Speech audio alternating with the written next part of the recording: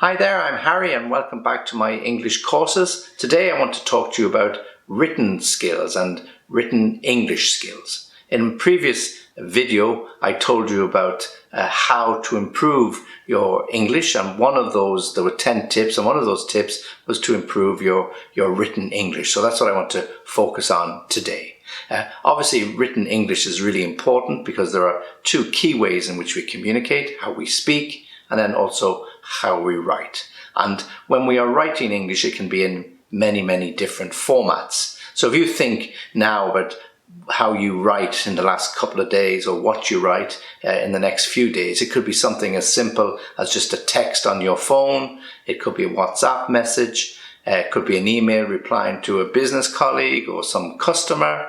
It could be a much more detailed report for your boss, for new business proposals, or indeed it could be that all-important letter for that new job application, that job that you really want. So in all of those aspects, we have to really think about the type of English that we're writing and why we are writing it.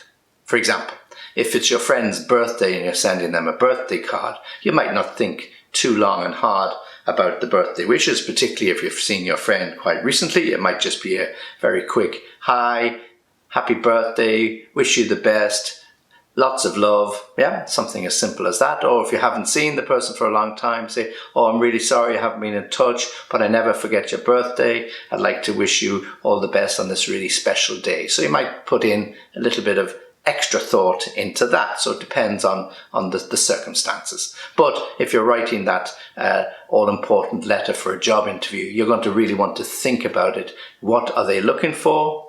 How do you want to put yourself forward? How does your CV look? And therefore you want to write a letter that's going to attract attention and hopefully get you onto that original list, or indeed onto the short list for the job application. So it's really important when you're writing that you consider who is your audience, who are you writing to, who's going to read it, and why are you writing that particular document. Is it to impress the boss? So therefore you want to maybe put the language a little bit more sexy, or a little jazz it up a little bit, or you want to write the job interview letter and you really want to let them know that you're the best person that they can possibly hire.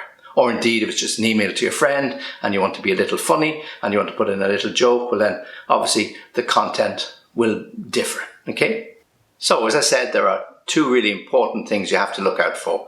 Who is going to read your document, your letter, your email, and why are you writing it? And if I'm writing a report, a business report, I want to imagine it's the most important person in that organization that's going to read it. My chief executive, the director, the head of sales, whoever it might be. It has to be the most important person. You'll focus a lot more on that. And then if I'm looking at why am I writing it, never stray away from the reason. Don't fill your document to your boss full of bullshit, they'll see through that. You want to make it concise and accurate and to the point. So be very careful about who is going to read it.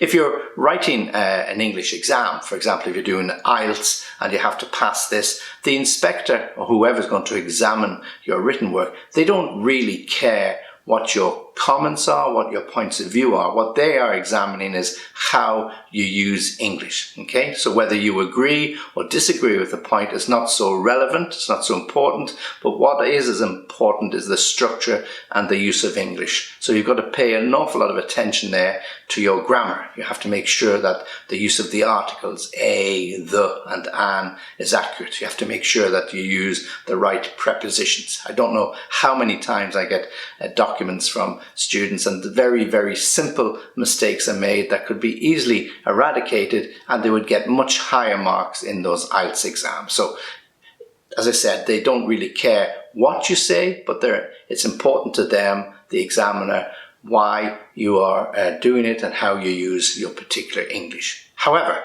if you are writing a letter for the job interview or you're writing the business report, as we mentioned, then it really is important what you say. So you have to be very careful and guarded in relation to your comments. Okay, so if you're writing the letter for the job application, stick to the point. What is the job? What are they looking for? How do you fit into that particular job description, and don't waffle, because that might lose you some sort of attraction and therefore might not make you to the shortlist after all. Of course, in any particular type of English, it's really important that our grammar is checked. There's whether you're writing the birthday card or you're writing the business report or the quick text or the detailed document, grammar. Make sure it's accurate. Make sure you use the correct tenses and don't mix up your present perfect with your simple past. Okay, so make sure that grammar is used well, adverbs are used correctly, adjectives are not confused with adverbs. So,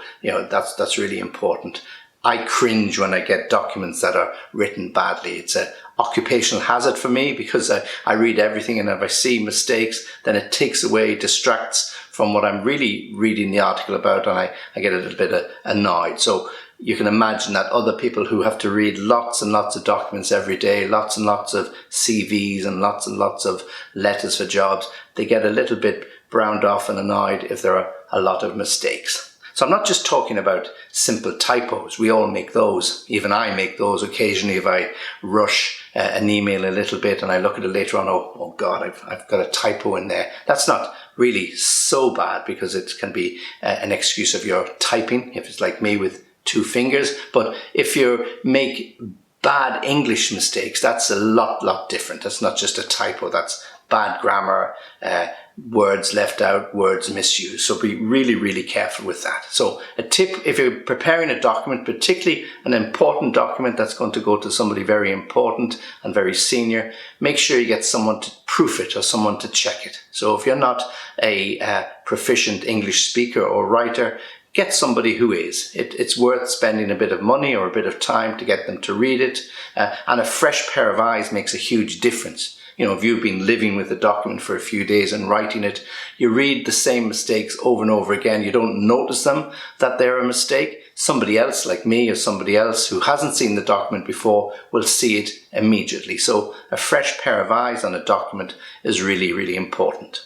Often when I was writing big reports, business reports and marketing reports, I would do up to 3 drafts. Draft 1, draft 2, draft 3. I'd walk away from draft 1 and draft 2, leave it for a little while, depending on your time, of course, and then come back to it later on when you're fresh. And it's amazing what little mistakes that you'll pick up. Okay, so either read it yourself if you feel comfortable, or get somebody else to proof it for you so that you can move on and make sure it's as accurate as possible.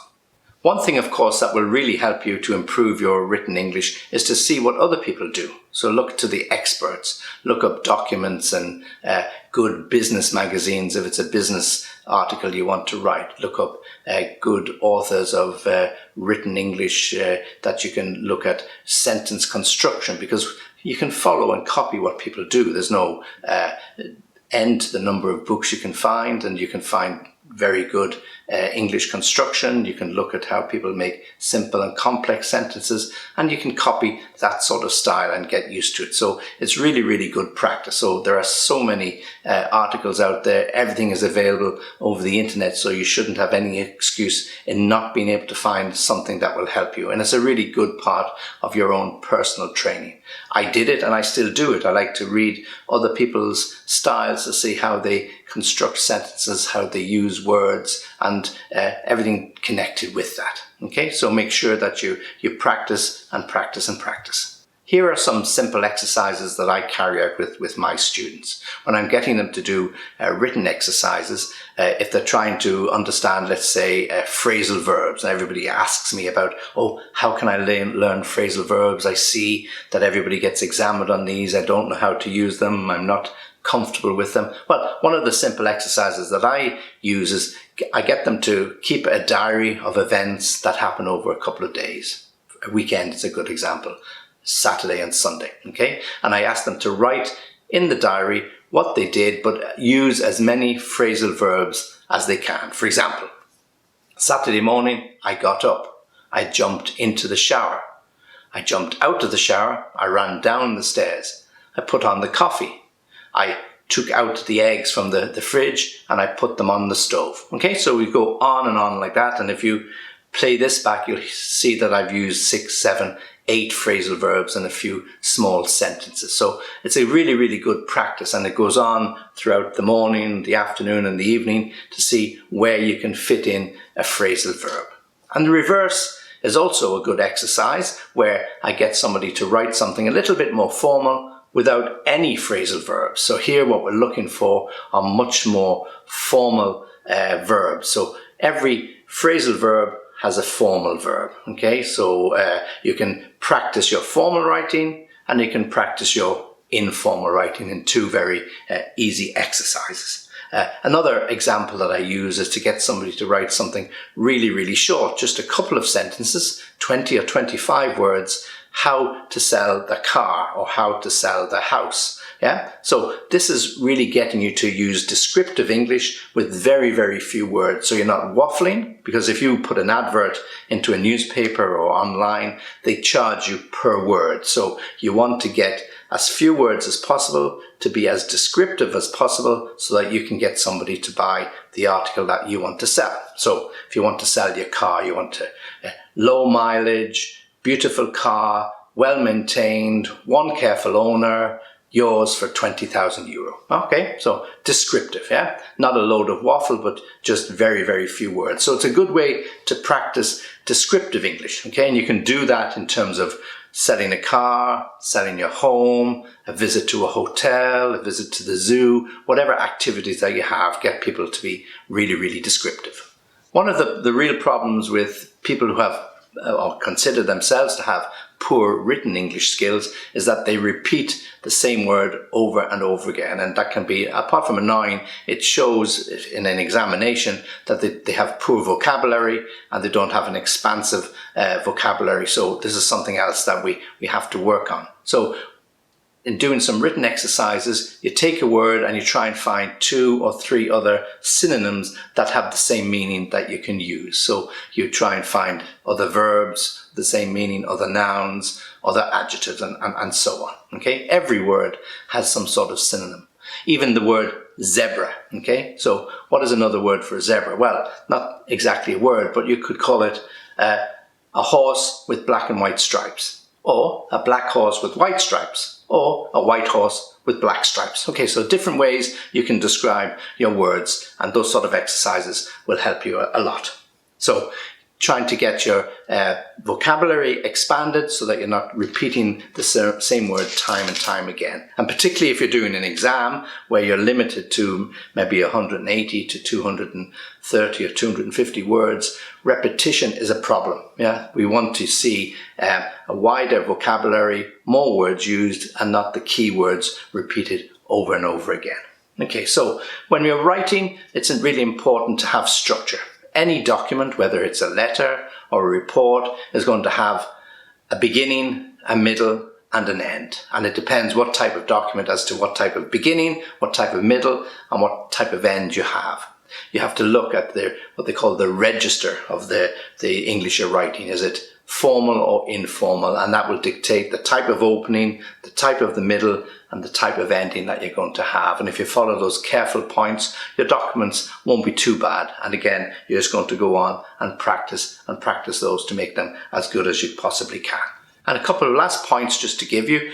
Simple, accurate English is better than complicated, inaccurate English. When it becomes good, simple, accurate English, move up to more complex, accurate English also. Okay? And also remember, when you speak, it's not often remembered unless somebody is recording what you say, but when you write something, it'll be recorded forever, particularly in the modern world with the technology that we have. So always be really, really careful about what you write. Read it time and time again to get rid of typos or mistakes. And read it. Would you be comfortable getting this document? If you were reading it, would you be comfortable? And once you do that, you won't go too far wrong. Okay, so I hope you've enjoyed what I've had to tell you today. And remember, as always, to subscribe to my channel and join me on www.englishlessonviaskype.com. We're going to have a really important announcement very soon, which I think will be interesting for you. And if you look down below, you'll get the link to our courses, lots of wonderful English grammar courses at really reasonable prices. So join me again very soon, and thanks for listening.